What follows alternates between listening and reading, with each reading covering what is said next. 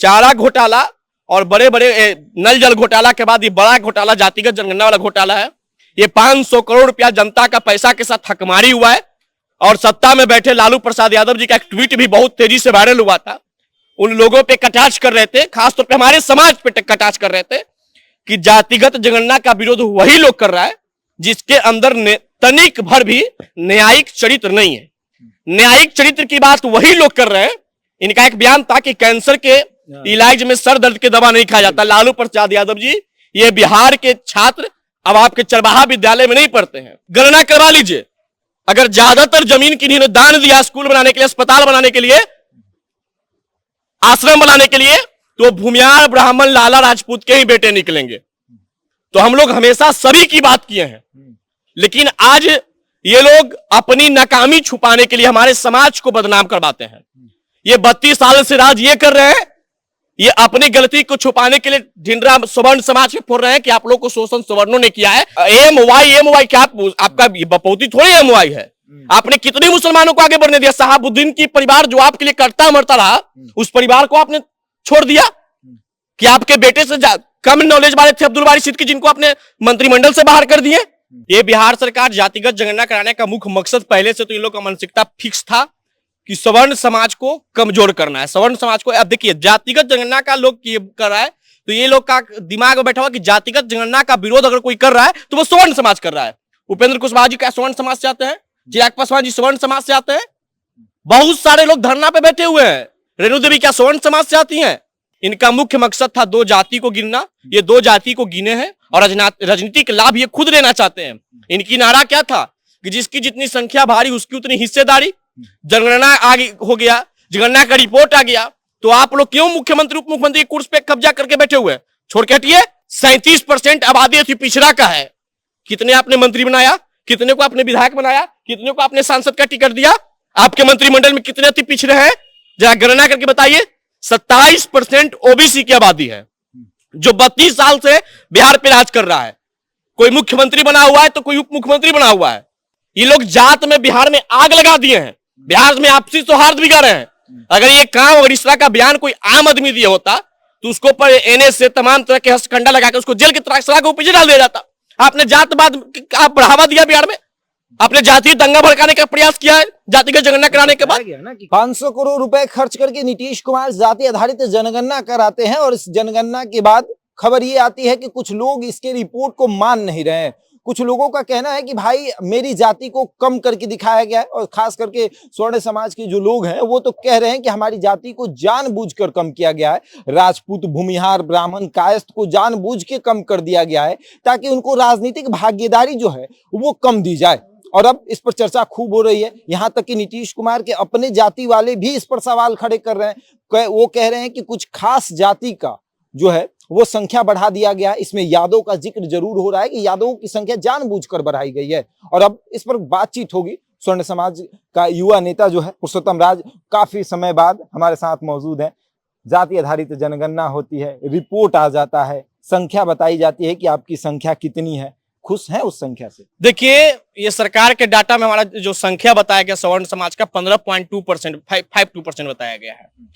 ये बिहार सरकार जातिगत जनगणना कराने का मुख्य मकसद पहले से तो इन लोग का मानसिकता फिक्स था कि सवर्ण समाज को कमजोर करना है। सवर्ण समाज को, अब देखिए जातिगत जनगणना का लोग कर रहा है तो ये लोग का दिमाग में बैठा हुआ कि जातिगत जनगणना का विरोध अगर कोई कर रहा है तो वो सवर्ण समाज कर रहा है। उपेंद्र कुशवाहा जी क्या सवर्ण समाज से आते हैं? चिराग पासवान जी सवर्ण समाज से आते हैं। बहुत सारे लोग धरना पे बैठे हुए हैं। रेणु देवी क्या सवर्ण समाज से आती हैं?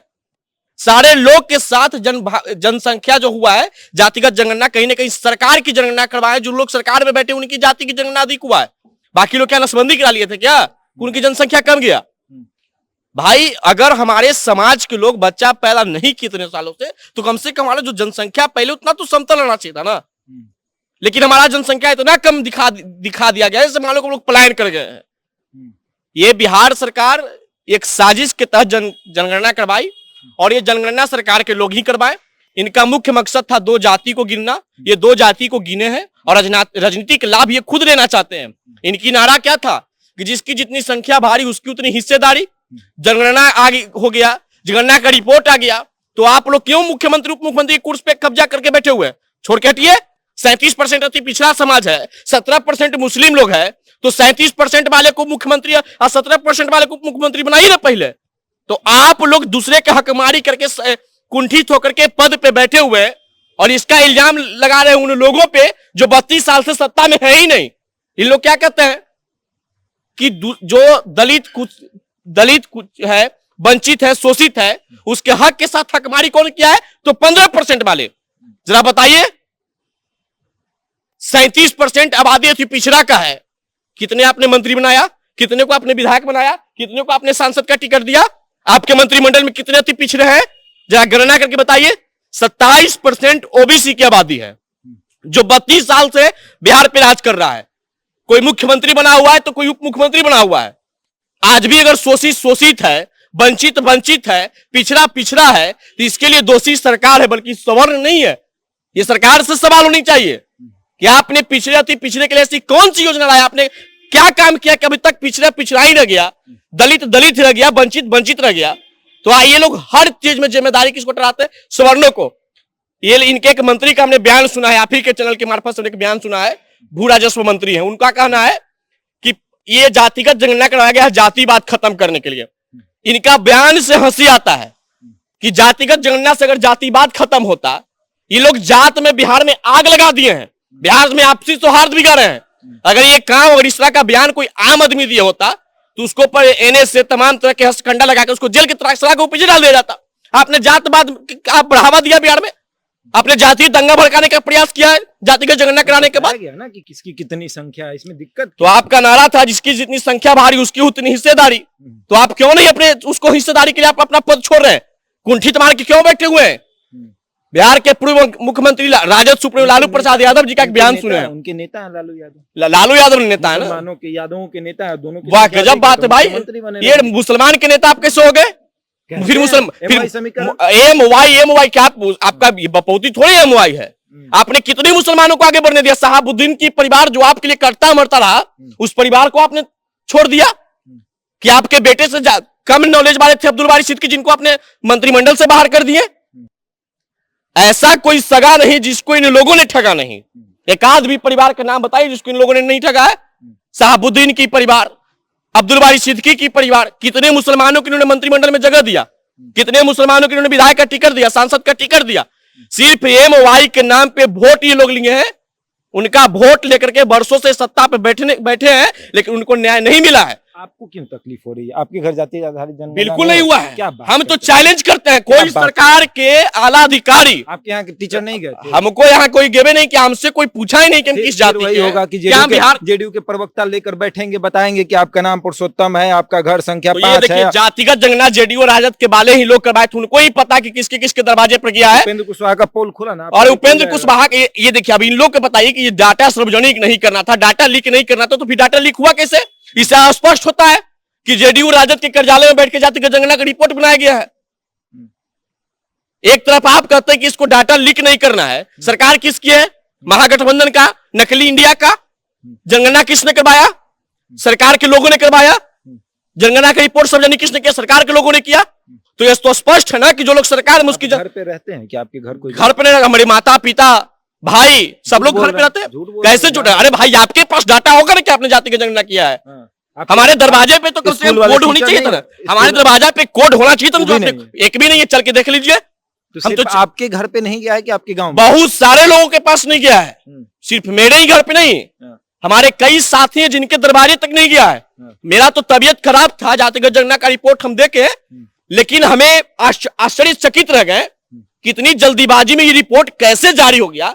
आखिर कितने तेजी से इनके लोग काम कर रहे थे जो मेरे दरवाजा तक नहीं आए, अगल बगल पड़ोस के दरवाजे तक के नहीं गए, और जातिगत जनगणना का रिपोर्ट बिहार में आ गया। परीक्षा दिए नहीं, रिजल्ट आ गया। मतलब जाति आधारित जनगणना कराकर नीतीश कुमार गांधी बन गए, जाति आधारित जनगणना कराकर नीतीश कुमार कर्पूरी ठाकुर बन गए, और आप कह रहे हैं कि वो कुछ नहीं किए। देखिए, तथाकथित लोग ये लोग हैं, अपने मन से अपने मुंह से मिठू मियां वाला बात इनका है। इनका लोग है, कोई गांधी जी का फोटो लगा देगा, कोई कह देगा कि भगत सिंह, कोई कह देगा कुछ, लेकिन इनका जो है अंदर का दिल गवाह करता है कि ये कहा है।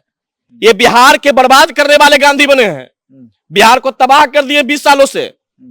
मुख्यमंत्री जी कहते हैं कि जातिगत जनगणना नहीं हुआ तो बिहार का विकास नहीं होगा। तो फिर 20 सालों से आपका दिमाग कहां चला गया था? आपने क्यों नहीं जातिगत जनगणना करवाए? ये देखिए, चारा घोटाला और बड़े बड़े नल जल घोटाला के बाद ये बड़ा घोटाला जातिगत जनगणना वाला घोटाला है। ये 500 करोड़ रुपया जनता का पैसा के साथ हकमारी हुआ है। और सत्ता में बैठे लालू प्रसाद यादव जी का एक ट्वीट भी बहुत तेजी से वायरल हुआ था।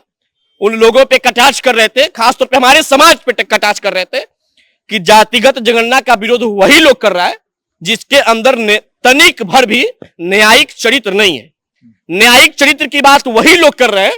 इनका एक बयान था कि कैंसर के इलाज में सर दर्द की दवा नहीं खाया जाता। लालू प्रसाद यादव जी, ये बिहार के छात्र अब आपके चरवाहा विद्यालय में नहीं पढ़ते हैं, ये बड़े बड़े इंग्लिश मीडियम और बड़े बड़े कॉलेजों में पढ़े। इनको इतना पता तो जरूर है कि कैंसर की बीमारी में कैंसर की दवा ही खाया जाता है, सर दर्द की दवा खाना नहीं जाता। ये आपको बतलाने की आवश्यकता नहीं है।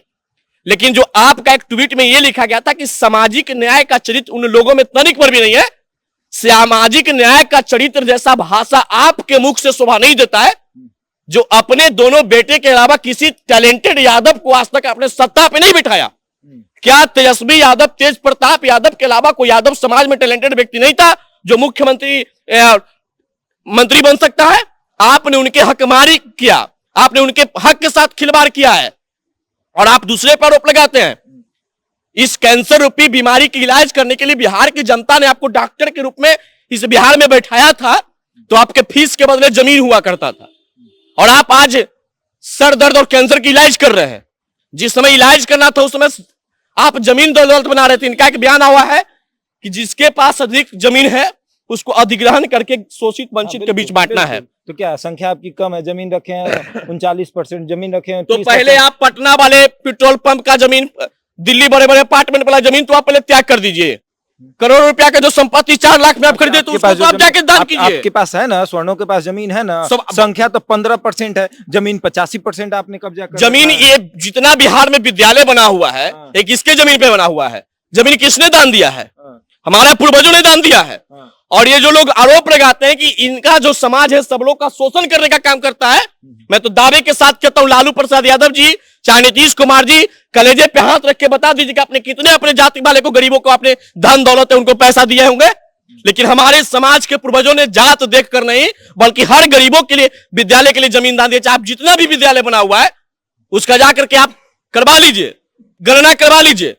अगर ज्यादातर जमीन किन्हीं ने दान दिया स्कूल बनाने के लिए, अस्पताल बनाने के लिए, आश्रम बनाने के लिए, तो भूमियार ब्राह्मण लाला राजपूत के ही बेटे निकलेंगे।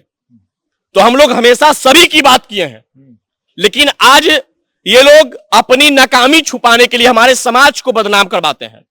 ये 32 साल से राज ये कर रहे हैं, ये अपनी गलती को छुपाने के लिए ढिंडरा सवर्ण समाज में फोड़ रहे हैं कि आप लोग को शोषण सवर्णों ने किया है। अरे भाई, दलित, महादलित, वंचित, शोषित, कुचले, दबे कुचले का शोषण अगर कोई किया है तो उसी समाज के बड़े नेताओं ने किया है। अनुसूचित जनजाति के लिए आरक्षित सीट पे क्या हम जा सकते हैं? नहीं जा सकते हैं। अति पिछड़ा के लिए आरक्षित सीट पे हम जा सकते हैं? नहीं जा सकते हैं। तो उनकी हकमारी कौन किया है? दलित के बड़े नेताओं ने किया, अति पिछड़ा के बड़े नेताओं ने किया। तो पहले इन लोगों से छीनना चाहिए जो आरक्षण लेने लायक नहीं है, फिर भी आरक्षण के लाभ लेकर के बिहार के सत्ता पे राज कर रहे हैं। इन लोगों से पहले छीनना जाना चाहिए। उन लोग साथ हकमारी ये लोग कर रहे हैं। चलिए, बिल्कुल, काफी दिनों बीमार रहने के बाद पुरुषोत्तम को अब ये ख्याल आया है कि बिहार में कुछ गलत हो रहा है, समाज के साथ गलत हो रहा है और खास करके सवर्णों के साथ गलत हो रहा है। पुरुषोत्तम आज आकर कहते हैं कि जाति आधारित जनगणना बिल्कुल गलत हुई है और गलत इस मायने में हुई है कि इनके घर भी कोई जाति गिनने नहीं गया था। कि जातिगत जनगणना से लोग इतना असंतुष्ट हैं, तो आप फिर से पुनः जांच करवाइए ना। वो तो कह रहे हैं कि मोदी से कह के पूरे देश में। मोदी क्या, मोदी हमारा ठेकेदार है क्या? अरे भाई, बिहार में आपने 500 करोड़ रुपया जाति की जनगणना करवाए और अब मोदी से जाके कहें क्या बिहार की जनता ने आपको वोट नहीं दिया है? तो कह रहे हैं कि अगर करवाना होगा तो हम कुर्मी का भी तो संख्या अधिक करवाते हैं। तो करवाए किए हैं? कहाँ करवाए? अरे 1% कुर्मी, 31 के बाद उनका देख लीजिए जनसंख्या कितना बड़ा है। अरे भाई साहब, जब जनसंख्या से जो रिजल्ट से बिहार के जनता के अंदर असंतोष उत्पन्न हो गया है, इसको सेटिस्फाइड करने के लिए आप हाई कोर्ट के कोई बड़े अधिकारी के मॉनिटरिंग में फिर से जनगणना करवाइए। तो आप क्या चाहते हैं? फिर 500 करोड़ खर्च हो? अब खर्च होना ही चाहिए आपको। आपने जातिगत जनगणना जो रिपोर्ट सार्वजनिक की है वो बिल्कुल गलत है। हम कह रहे हैं, हमारे जैसे कई साथी जिनके दरबारी तक जनगणना करने वाले नहीं गए हैं, पुनः जांच करवाइए। जो लोग 200 रुपए करवाई कीजिए, आखिर 500 रुपया कहां गया? ये लोग सिर्फ घर में बैठ करके, राजद कार्यालय में बैठ करके, जदयू कार्यालय में बैठ करके जातिगत जनगणना का रिपोर्ट सार्वजनिक करके बिहार में जातीय उन्माद फैलाए हैं। चलिए, ये उन्मादी लोग हैं। बिल्कुल। तो ये देखिए, ये उन्मादी लोग हैं जो जाति आधारित जनगणना करके बिहार का स्वार्थ जो है वो बिगाड़े हैं। बहरहाल आपका कहना क्या है कमेंट बॉक्स में हमें बता दीजिएगा। बने रहे हमारे साथ और देखते रहें जनता जंक्शन।